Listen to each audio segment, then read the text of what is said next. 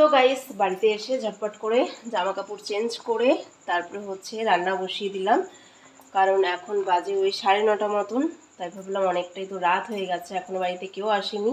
তো অনেকক্ষণ ধরে ওয়েট করে করে যে কে কী খাবে, তারপরে ভাবলাম না মাংস তরকারি আছে, মাছের বাট মাংস তরকারি দিয়ে রুটিটা খাওয়া মাছটা খেতে একদম ইচ্ছা করে না।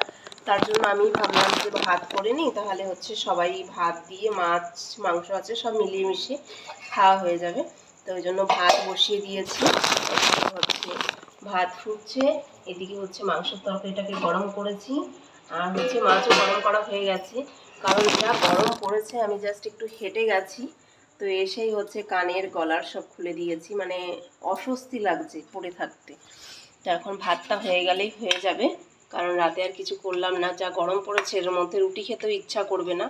সকালবেলাটায় খাওয়া যায়, বাট রাতের বেলায় ইচ্ছা করে না মাছের তরকারি দিয়ে খেতে। আর তো চলো ভাতটা হয়ে গেলে ছেলেকে খাইয়ে নেব, আবার কালকে সকালে স্কুল আছে। তো চলো আবার তোমাদের সাথে পরে আসছি।